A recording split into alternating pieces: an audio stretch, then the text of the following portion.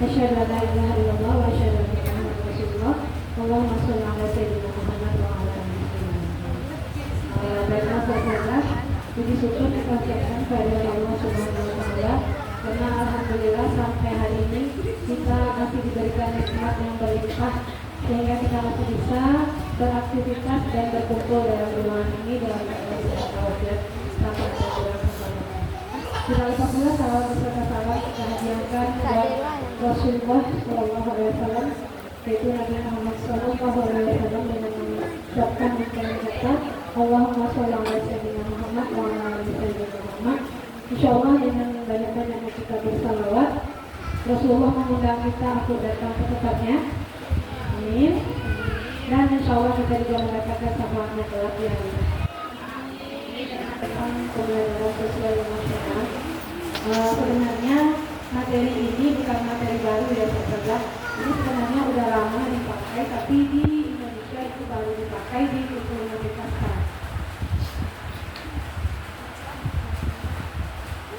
Nah, kalau di luar negeri, pembelajaran sosial emosional itu dikenal juga dengan nama sosial emosional learning proses.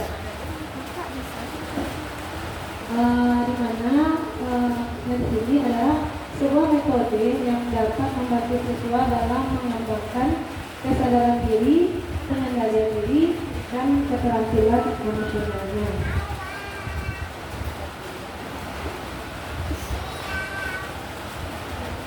Kemudian juga melalui pembelajaran emosional ini, siswa dapat belajar bagaimana cara dia mengelola emosinya dengan baik, bagaimana dia menunjukkan rasa empatinya kepada orang lain, kemudian juga membangun hubungan yang sehat dan mengambil keputusan yang bertanggung jawab dalam hidupnya. Adapun tujuan dari pembelajaran sosial emosional ini, yang pertama, memberikan pemahaman yang lebih baik kepada siswa tentang diri sendiri dan orang-orang sekitarnya. Ketika mereka mempunyai emosional yang bagus, maka mereka bisa mengkondisikan diri mereka kepada orang-orang sekitarnya. Itu merasakan apa sih perasaan orang-orang sekitarnya. Kalau saya begini, teman saya reaksinya gimana sih? Gitu. Kalau saya kayak gini, guru saya kayak mana sih? Gitu. Jadi ada rasa seperti itu. Kemudian yang kedua, membantu siswa dalam memperoleh keterampilan dan pengetahuan yang akan membantu mereka dalam memahami emosi yang dirasakan, mengembangkan identitas mereka dan menetapkan tujuan. Jadi di sini anak-anak kita kalau mereka sudah belajar tentang ini, maka mereka bisa mengatur emosionalnya. Kadang di lapangan kita menyaksikan dalam kegiatan mereka sehari-hari, kadang kita ada anak tiba-tiba aja dia berteriak di kelas gitu kan, nggak ada yang salah, nggak diganggu teman dan apa-apa, tiba-tiba teriak aja gitu. Pokoknya kalau nggak teriak sehari nggak senang. Ada juga contohnya anak Nadela kelas 1, kalau nggak nangis sehari itu nggak senang. Pokoknya harus nangis, apapun itu disampaikan dengan menangis. Terus Pak Im, Pak Im kenapa salah satu tidak bisa mengontrol emosionalnya gitu kan. Tapi kalau ketika anak kita bisa mengontrolnya, maka dia bisa merasakan emosional yang dia rasakan tuh kira-kira kalau saya gini, kalau saya nangis terus gimana ya? Nah gitu. Jadi mulai dia mengontrol gitu.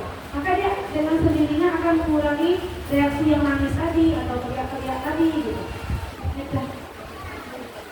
Yang ketiga, mengurangi stres dan tekanan yang dialami dalam proses belajar. Untuk yang ini saja, biasanya kalau anak-anak kita yang memiliki emosional yang bagus, biasanya dia belajar dengan enjoy. Karena apa? Mereka sudah memahami bahwa dia belajar itu untuk dirinya, bukan atas paksaan orang lain atau suruhan gurunya. Jadi ketika emosionalnya stabil, maka dia enjoy belajarnya, nggak ada stres. Oh, dikasih PR biasa aja gitu, atau dapat tugas biasa saja gitu, karena udah bisa dia mengontrol. Oh, ini tugas ya, jadi sudah bisa dia mengontrol emosinya. Tapi kalau anak-anak yang belum, biasanya pas kita bilang, oke anak-anak, besok kita ujian ya, salah, masa ujian, nah gitu kan. Jadi itu nanti ulang dia bisa mengontrol emosionalnya gitu. Kemudian yang keempat, siswa mampu mencapai kebahagiaan dan keberhasilan dalam hidup dengan keseimbangan antara kompetensi akademik dan sosial emosionalnya. Jadi biasanya anak-anak yang emosionalnya itu sudah bagus, itu biasanya prestasi akademiknya bagus dan sosialnya dengan teman-teman dengan gurunya juga bagus. Next ya. Apa manfaatnya kita mengajarkan pembelajaran emosional ini kepada siswa? Yang pertama, meningkatkan prestasi akademiknya. Seperti yang sudah kita bahas tadi. Karena ketika siswa ini merasa dia didengarkan, gitu, merasa dia dihormati di kelas, merasa dia ketika kita mengajar kita menganggap dia itu ada, gitu. Jadi di sini anak-anak itu lebih mudah dia untuk fokus. Apalagi kalau dalam kegiatan kita ikutkan dia. Kan ada nih, mungkin kalau pernah melihat ada anak kita itu yang di dalam kelas kalau bisa dari mulai masuk sampai keluar jangan dipanggil. Maksudnya dia duduk di situ aja, bukan dipanggil. Nah kayak gitu. Nah, so, kalau ada anak seperti itu rata-rata biasanya prestasinya kurang bagus. Nah, tapi kalau anak-anak yang aktif dalam kelas, aktif dengan guru ketika belajar, kegiatan semua kegiatan pelajaran ikuti, biasanya prestasi akademiknya bagus. Itu saja. Yang kedua, meningkatkan kesadaran diri dan rasa percaya diri. Biasanya kalau mereka yang mempunyai emosional yang bagus, itu mendorong perubahan di mana siswa yang biasanya bergantung pada orang lain, di sini mereka bisa memutuskan untuk gimana sih yang terbaik buat saya gitu. Harusnya sekarang ini saya ngapain sih gitu. Kalau dengan masalah yang seperti ini harusnya saya gimana ya? Gitu. Biasanya dia sudah mampu memutuskan apa yang terbaik untuk dirinya. Kemudian yang ketiga, meningkatkan empati terhadap orang lain. Di sini anak-anak yang emosionalnya bagus, biasanya mereka itu lebih mempertimbangkan perspektif dan perasaan dari teman-temannya atau gurunya atau orang tua mereka. Misalnya kira-kira kalau hari ini di sekolah anak berkelahi, orang tuanya senang nggak ya? Misalnya dia lagi diganggu teman nih, rasanya mau membuat teman gitu ya. Kira-kira kalau anak hari ini berkelahi, orang tuanya senang nggak ya? Kira-kira guru mau nggak ya? Jadi dia seperti bicara dengan dirinya, dia jawab sendiri, dia tanya sendiri, dia jawab sendiri, akhirnya dia memutuskan begini yang terbaik tidak jadi berkelahi. Ternyata masih ada jalan lain yang bisa diambil, tidak harus bicara berkelahi. Jadi dia lebih bisa mempertimbangkan perasaan orang-orang sekitarnya. Yang keempat, meningkatkan keterampilan membangun hubungan baik. Jadi terkadang ketika anak-anak memiliki emosional yang baik, ketika mereka belajar, mereka dapat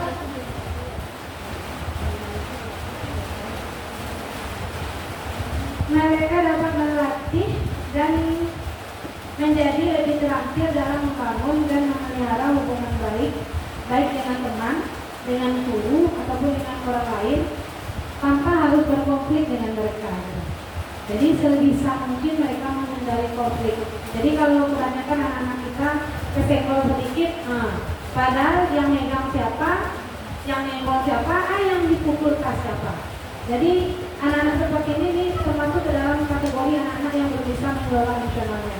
Jadi ini perlu banyak PR kita yang tersadar kalau anak-anak kita di kelas harus seperti ini. Kalau anak-anak yang sudah bisa mengelola emosinya, biasanya kalau misalnya nih, dan sengaja temannya megang kupingnya misalnya, ke belakang, ada teman-teman 2 atau 3 orang. Itu reaksinya bukan langsung nonjok, tapi nanya dulu, aku kok bertiga nih, siapa tadi yang megang kupingnya? Kalau nggak ada yang aku, pasti dia berbicara untuk bertanya dulu, sebelum anggaplah dia sedang memukul ini. Nah, ternyata nggak ada kan yang aku, pasti dia akan cari dulu. Itu anak yang misalnya bagus dari dulu bilang, tadi kupingnya dipegang nggak sama teman, mereka bertiga di belakang, tapi nggak ada yang aku dah.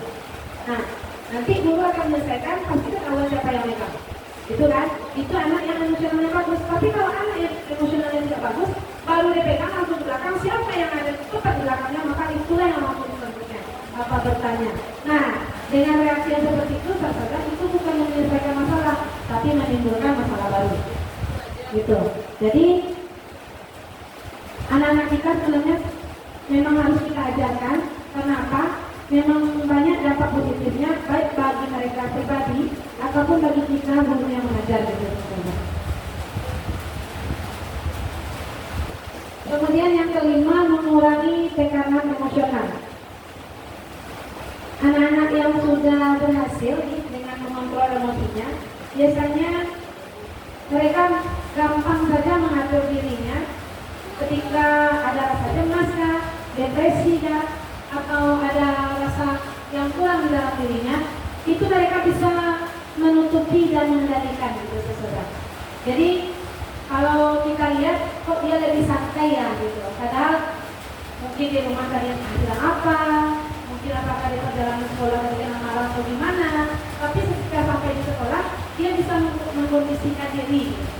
Kalau dilihat-lihat dan terserah, sebenarnya pembelajaran sosial emosional ini bukan untuk anak saja, di kampung rasanya masih banyak yang perlu kita pelajari. Karena apa?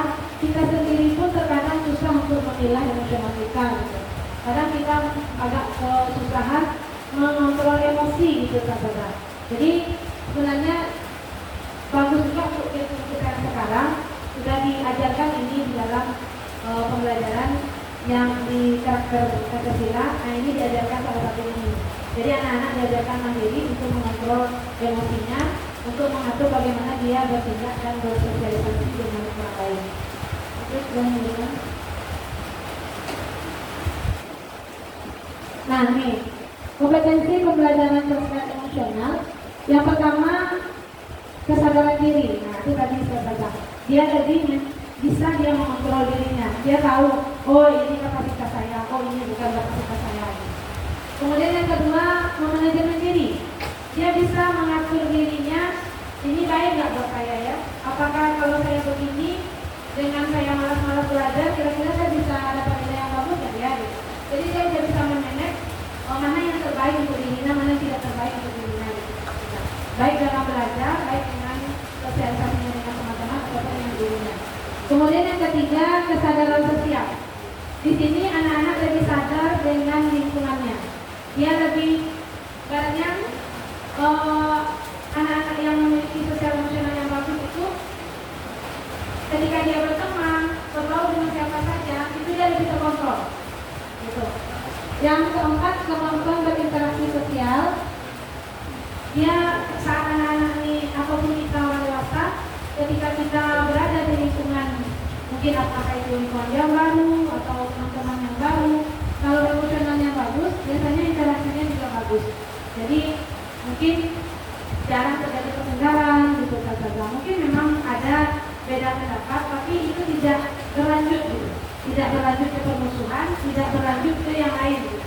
Hanya sampai beda pendapat itu saja untuk pendewasaan diri. Yang kelima, pengambilan keputusan atau bertanggung jawab.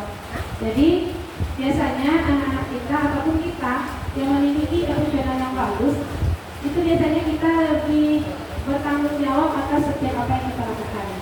Mungkin kita melakukan sesuatu, kita udah tahu nih efek belakangnya apa. Nah, kalau kita memilih itu berarti kita sudah siap dengan apa yang akan terjadi. Anak-anak pun juga seperti itu. Mungkin mereka hari ini mengambil sebuah keputusan yang besar gitu kan. Tapi ketika mereka memiliki emosional yang bagus, mereka sudah siap. Anggap nih mencalonkan diri dari ketua kelas, kan dengan berani nih. Rasanya dia punya kapasitas menjadi ketua kelas.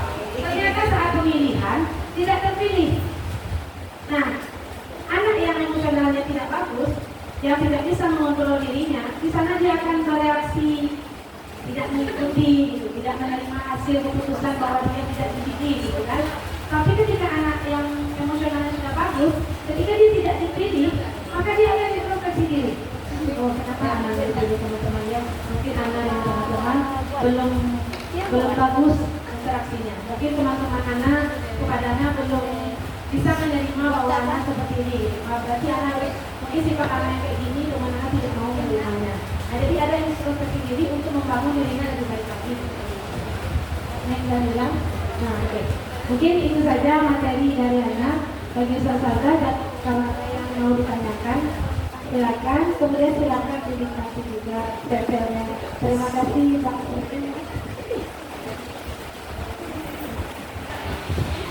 Ini banyak konsultasi anak-anak sendiri.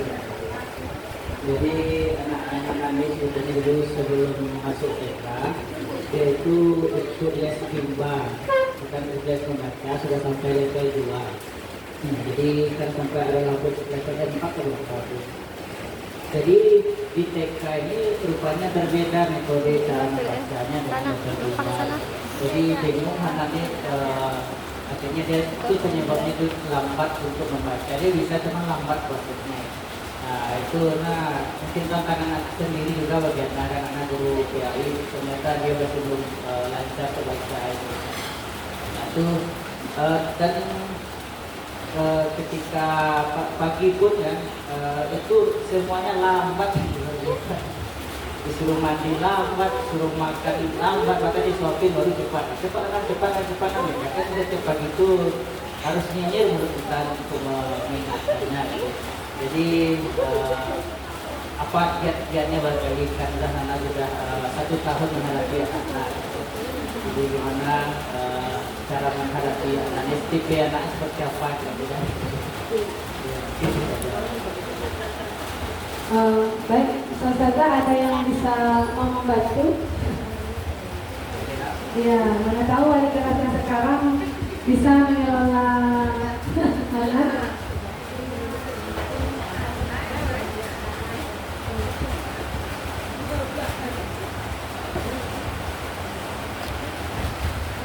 Kalau di dalam pembelajaran ya pendidikan, anak menetapkan pola durasi waktu. Nah, soal 3 butir, 3 menit.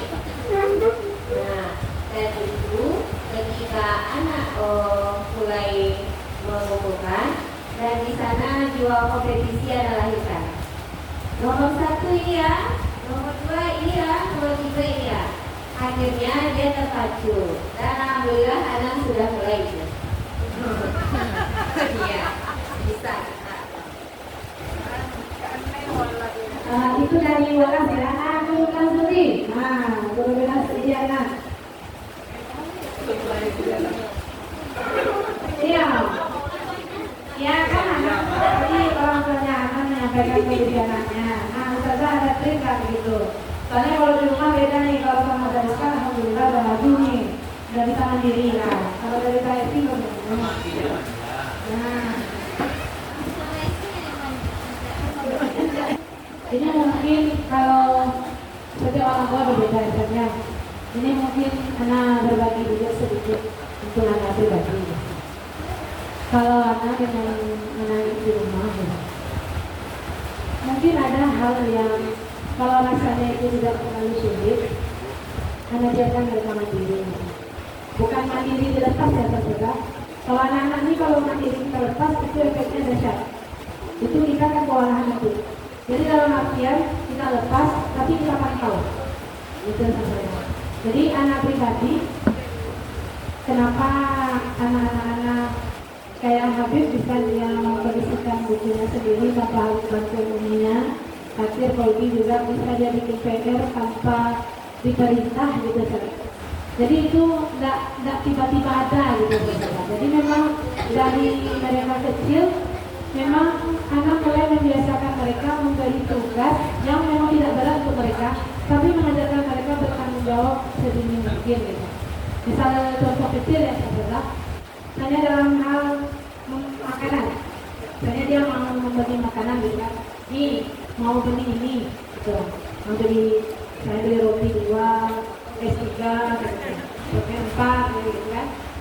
Itu anak tanya dulu, Ustaz, bukan langsung dibelikan, tanya dulu, habis nggak? Gitu. Habis nih. Kalau anak-anak, sama dengan kita, kalau ada tuh rasanya semuanya punya gorongan. Nah, tapi yang ini dia tanpa menakar, dia bisa menakar sendiri. Kira-kira saya beli ini habis nggak? Nah, jadi anak serahkan gitu, habis nggak nak? Kalau nggak habis, bisa perjanjian ya. Habis ini mau beli lagi, gitu. Habis nih, misalnya kan? Beli. Ternyata sampai di rumah dikasih ke adiknya, kasihnya kok udah, itu udah jangan itu ya. Tuh nanti saudaranya kan nggak dulu, Umi, tadi dia yang minta tadi ini, ternyata dia nggak mau habiskan, kasihnya ke kaki, tapi nggak mau dong, gitu kan? Kan ada bilang, jadi, nah tadi kan udah bilang kan, kalau nggak habis jangan dibeli. Nah, tapi kedepannya jangan belanja lebih dikurangi dulu ya, gitu. Jadi misalnya besok pulang sekolah belanja, dia nggak belanja besar, nggak belanja sesuai dengan perjanjian kemarin. Oh iya, kalau ini kalau habis kan nggak, jadi nggak protes, nggak bilang ini belum kan tidak ada, dia menerima itu sampai 2 kali 3 kali. Nah yang keempat tadi itu kan nampak penyesalan. Yang keempat hari keempat belanja misalnya gitu. Ada lagi. Nah sekarang mulai apa? Hobinya ada satu yang nanti habis. Nah secara tidak langsung dia sudah bisa mengukur dirinya. Itu dari dalam segi sekarang.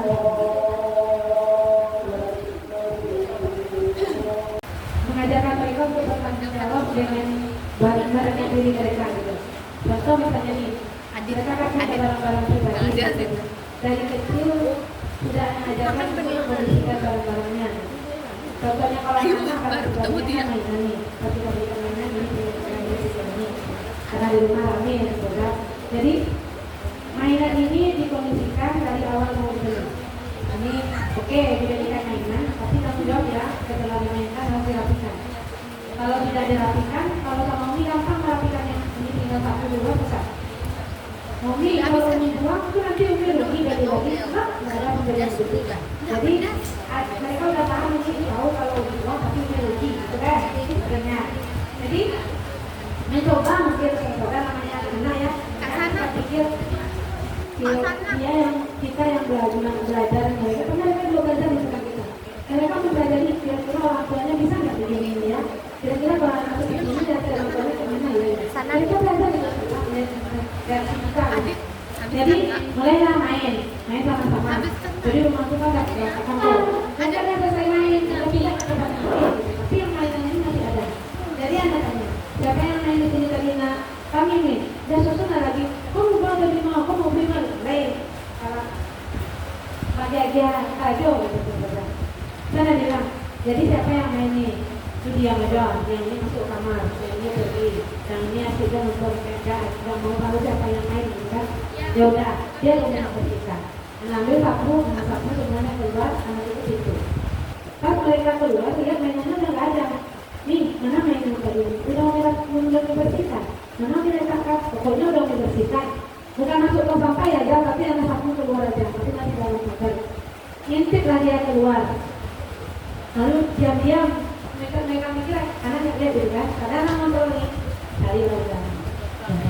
Mana kita tadi buang keluar. Ya, mana ini di belakang. Diam-diam dibukanya itu pelan-pelan, dipilih mainannya, dimasukkan ke keranjang, ditaruh rapi-rapi, itu hari yang lama. Itu kan anak keluar kan anak tahu yang ini yang anak itu untuk dirapikan. Besoknya mainannya juga bilang, ini mainan siapa? Kami nih langsung. Jadi mengajarkan mereka bertanggung jawab dengan barang-barang milik pribadinya. Jadi sampai kita sadari dari hal kecil seperti itu ternyata mereka boleh besar. Jadi sampai besar mereka bertanggung jawab, oh ini punya saya. Oh saya harus mandiri nih, kalau ini punya saya menjadi seperti ini. Bukan dalam artian orang tua itu tidak sayang dengan anaknya saudara, tapi kita harus ingat kita tidak selamanya ada untuk mereka. Jadi kita nggak tahu kan apakah memang kita bisa mendampinginya sampai mereka menikah, sampai mereka beranak cucu, nanti kita menikah atau tidak, kita nggak tahu. Apakah hanya sampai usia 5-6 tahun kita sudah nggak ada, kita nggak tahu itu saudara. Jadi itu sangat penting kita ajarkan. Efeknya nanti mereka besar ada. Kayak ketika mereka sekolah, bahkan pas sekolah saja harus orang tua yang menyiapkan. Bukunya PR-nya tinggal disalahkan orang tuanya. Ini Umi nggak masukin ini Miza. Bukunya ada tapi Umi nggak masukin kan. Yang sekolah Uminya apa anaknya? Jadi kita memang sayang, tapi ada hal-hal yang memang harus kata orang agak kejam mengambil anak ke dalam. Tapi bukan kejam dalam artian benci, tapi mendidiknya untuk mandiri, untuk bertanggung jawab, karena itu modal yang akan dibawanya nanti ketika dia besar. Ketika dia sekolah, bertemu dengan orang, berinteraksi sosial, maka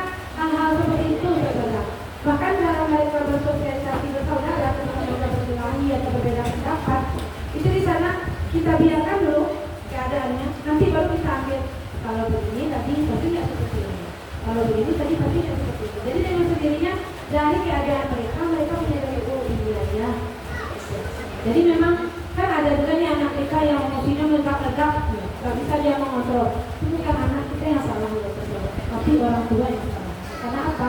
Anak itu memilih kita. Jadi apa yang kita ajarkan dia lalai, maka dia akan lalai. Kita ajarkan dia bergantung kepada kita, maka sampai besar dia akan bergantung kepada kita. Kalau kita abaikan dia, maka dia juga akan abaikan. Jadi apa yang kita berikan kepada anak kita, itulah yang akan diberikannya kepada kita nanti. Jadi mungkin sekarang belum nampak, tapi pas mulai dia masuk usia sekolah sampai mereka besar itu yang susah merubahnya. Jadi boleh kita sayang dengan siapa yang nggak sayang, pasti sayang. Masa nggak sayang darah daging kita? Ya? Tapi ada hal-hal yang memang harus kita paksa, kita harus tega. Jadi mungkin anak pribadi mungkin lama yang tega dan anak. Jadi kalau dan tega dan mati nggak merugikan ya. Nah, mungkin itu bisa didik kalau dari anak. Mungkin bisa dicoba juga mumpung anak masih SD, coba dilatih biar lebih mandiri gitu. Tapi kalau untuk sama anak di sekolah, nggak ada dia bilang, bisa dia menyembunyikan kan. Jadi waktu sama anak kelas 1, anak nggak makan, gitu kan? Dia bilang, anak masih kenyang nggak? Padahal sendiri bilang dia nggak pandai makan sendiri. Tapi dia nggak bilang ke anak kalau dia nggak pandai makan sendiri. Dia menutupinya dengan roti. Kayak bukunya ketinggalan misalnya, anak kok bukunya nggak dibawa gitu kan? Dia bilang, anak lupa dah kemarin anak belajar jadi ketinggalan di meja. Jadi dia menutupi itu tanpa membilang kalau ya biar tuh gini dan ada. Makanya waktu tadi di awal cerita Hanan nggak mandiri itu kaget gitu, kaget kok itu rasa dia. Ternyata sampai minum obat tuh dia nggak pandai sendiri. Gitu. Nah di situ tahunya karena udah punya cerita. Yang saja, mungkin itu aja materi dari Hanan hari ini. Banyak maaf atas penyampaiannya, kalau ada yang salah itu datang dari Hanan sendiri. Sebenarnya yang benar itu sebenarnya datangnya dari Allah Subhanahu Wa Taala. Bagi yang sampaikan tadi kalau bermanfaat boleh diambil. Kalau yang tidak bermanfaat cukup ditinggal di ruangan ini, tidak dibawa ke ruangan. Itu saja kami cukupi. Assalamualaikum warahmatullahi wabarakatuh.